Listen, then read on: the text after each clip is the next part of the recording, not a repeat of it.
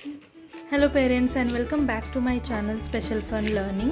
सो आज मैं आपके साथ एडीएल की एक एक्टिविटी शेयर करने वाली हूँ जिसमें मैं बात करूँगी कि हम कैसे बच्चों को सीज़र यूज़ करना सिखा सकते हैं। सारी स्टेप बाय स्टेप मैं आपके साथ चीज़ें शेयर करने वाली हूँ कि कैसे मैंने अपने बेटे को सीज़र यूज़ करना सिखाया, कैसे उसकी प्रैक्टिस ली, कौन कौन सी एक्टिविटीज़ मैंने उससे करवाई। सो प्लीज़ ये वीडियो बिना स्किप किए देखिए। सबसे पहले आपको सीज़र चूज़ करनी है। इस तरीके की बेबी सीज़र आपको किसी भी स्टेशनरी में या ऑनलाइन पे बहुत आसानी से मिल जाएगी। देखिए ये बहुत सेफ़ होती है, बच्चों के लिए ही बनाई गई है ये सीज़र्स। गलती से भी अगर बच्चों के हाथों पे चली जाए तो बिल्कुल भी हर्ट नहीं होता है। ये सीज़र्स भी छोटी दिखती है बट ये बेबी सीज़र्स नहीं है। इस तरीके की बहुत अच्छी सीज़र्स होती है। ये हमारी 8 साल पुरानी सीज़र है और यहाँ पे बहुत अच्छे से सॉफ्ट मटेरियल था, क्योंकि बच्चों की उंगलियों में उतनी स्ट्रेंथ नहीं होती है तो बच्चों को दर्द नहीं होना चाहिए, इसलिए बहुत अच्छा सॉफ्ट मटेरियल था जो अभी निकल गया है। तो आपको हमेशा बेबी सीज़र पहले यूज़ करनी है। तो देखिए जैसे हम सीज़र चूज़ करते हैं उसी तरीके से हमें पेपर्स भी चूज़ करने हैं। तो यहाँ पे देखिए एक पेपर है, बहुत पतला है, ठीक है। तो ऐसे पेपर्स हमें चूज़ नहीं करने हैं जो बहुत पतले होते हैं, क्योंकि ये स्टेबल नहीं रहते हैं और फिर बच्चे बहुत ज़्यादा इरिटेट हो सकते हैं। तो हमें इस तरीके के पतले पेपर्स यूज़ नहीं करने हैं। जो बच्चों के लिए कटिंग के लिए बहुत अच्छे पेपर्स होते हैं वो मुझे ये जो ड्राइंग बुक्स होती है उनके पेपर्स काफ़ी अच्छे लगते हैं। ना ज़्यादा पतले ना ज़्यादा थिक होते हैं, बहुत आसानी से बच्चे इसको कट कर सकते हैं, स्टेबल रहते हैं जब बच्चे कट करते हैं। तो इस तरीके के पेपर्स आपको यूज़ करने हैं। सबसे पहले आपको फर्स्ट स्टेप क्या करनी है, इस तरीके के पट्टियाँ आपको कट करके रख लेनी है, ठीक है। और बच्चों को इस तरीके से कट करने के लिए देना है, रैंडमली कट करना है बच्चों को। कोई ऐसे लाइंस आप ड्रॉ नहीं करोगे, क्योंकि पहले बच्चों के हाथों पे कंट्रोल नहीं होता, उंगलियों में उतनी स्ट्रेंथ नहीं होती कि बच्चे एक लाइन पे कट करें। तो हमें ऐसे ही पेपर्स देने हैं ताकि बच्चे कट करते रहे। और अगर बच्चों को बिल्कुल भी सीज़र यूज़ करना नहीं आ रहा है तो आप हाथ पकड़ के बच्चों का उनको कट करने के लिए सिखा सकते हो। और छोटी छोटी पट्टियाँ हमें पहले कट करनी है। और साथ ही साथ आप इस तरीके की कलरफुल पट्टियाँ भी कभी कभी बीच बीच में आप बच्चों को दे सकते हैं, ताकि थोड़ा सा इंटरेस्ट बच्चों का क्रिएट हो। उसके बाद फिर आप ये वाली स्टेप आपको 15 दिन के लिए करनी है। आप रोज़ प्रैक्टिस लेंगे, ठीक है, 15 दिन तक।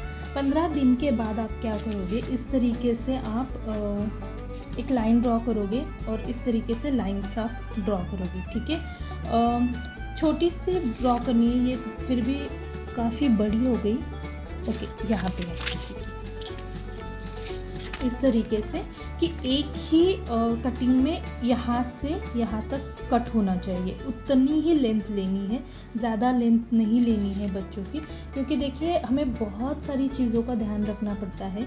बच्चों को पहले जैसे मैंने कहा कि बच्चों की उंगलियों में स्ट्रेंथ नहीं होती, तो बच्चे सिर्फ इतना कट कर सकते हैं, ठीक है। अगर आपने ये लंबी रखी तो बच्चों को इस तरीके से ओपन एंड क्लोज करके फिर कट करना पड़ेगा, जो बच्चों को पहले नहीं आता है।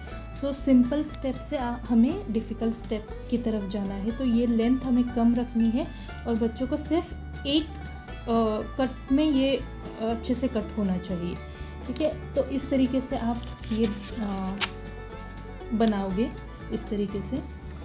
अगेन डिफरेंट कलर्स यूज़ करिए ताकि बच्चों को थोड़ा सा इंटरेस्ट क्रिएट हो। डेली आपको इस तरीके से प्रैक्टिस लेनी है। ये भी आप 15 दिन तक प्रैक्टिस लोगे।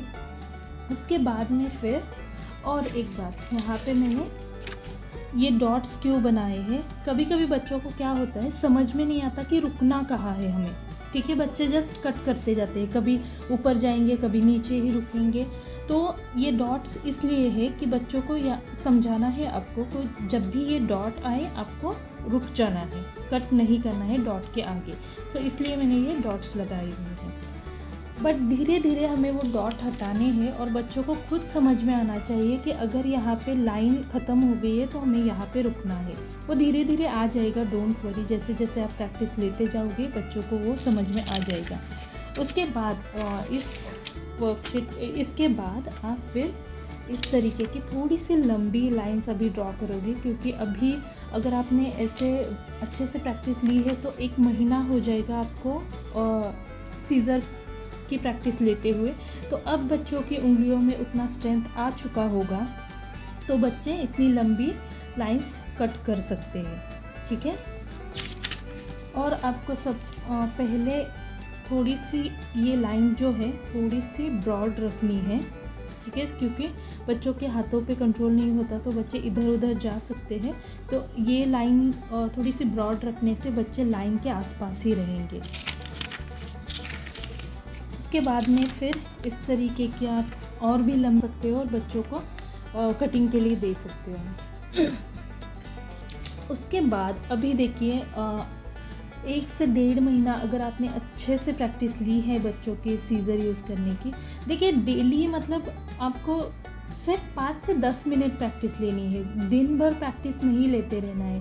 जब भी बच्चे का अच्छे से मूड है उस टाइम पे लेके बैठो और 1 या 2 ऐसे मैंने जो बताया है इस तरीके से 1 या 2 पेपर्स कट करने के लिए दे दो और बस हो गया। ज़्यादा स्ट्रेस नहीं देना है बच्चों को, ठीक है। सो उसके बाद में फिर आप इस तरीके से ड्रॉ करके बच्चों को कट करने के लिए दोगे। यहाँ पे अभी फिर से मैंने डॉट लगाया है क्योंकि बच्चों को ये समझ में नहीं आता कि रुकना कहाँ है और टर्न कहाँ से लेना है। तो ये डॉट उसी के लिए है कि यहाँ से बच्चों को कट करते जाना है, यहाँ पे रुकना है और फिर यहाँ से स्टार्ट करना है, फिर यहाँ पे रुकना है, यहाँ से स्टार्ट करना है। ये प्रैक्टिस के साथ आ जाएगा, डोंट वरी। फिर इस तरीके से उसके बाद फिर 1 हफ्ता उसके ऊपर प्रैक्टिस लेने के बाद फिर आप कर्व लाइन के लिए आओगे। धीरे धीरे ज़्यादा कर्व नहीं यूज़ करनी है क्योंकि बच्चों का हाथ उतना मूव नहीं होता है। सो इस तरीके से आप प्रैक्टिस लोगे। बहुत सारे इस तरीके के बना के रखिए आप एक ही साथ और प्रैक्टिस के लिए देते रहिए। फिर ये इस तरीके से फिर उसके बाद में फिर आप ऐसे शेप्स बना के रख सकते हो, शेप्स भी कट करने के लिए दे सकते हो बच्चों को इस तरीके से, ठीक है। सो आई होप कि मैंने आपको अच्छे से सब कुछ बता दिया है स्टेप बाय स्टेप कि कैसे आपको बच्चों को सीज़र यूज़ करना सिखाना है। बट आपको एक चीज़ करनी है, रोज़ प्रैक्टिस लेनी है। देखिए कोई भी जब स्किल हम बच्चों को सिखाते हैं, प्रैक्टिस लेते हैं, तभी बच्चे उसमें मास्टर बनते हैं, तभी बच्चे वो स्किल बहुत अच्छे से अडेप्ट करते हैं। सो रोज़ आपको प्रैक्टिस लेना है, ठीक है। जो भी मटेरियल आप रेडी करोगे इस तरीके से 1 महीने का 1.5 महीने का आप रेडी करके रखिए इस तरीके से।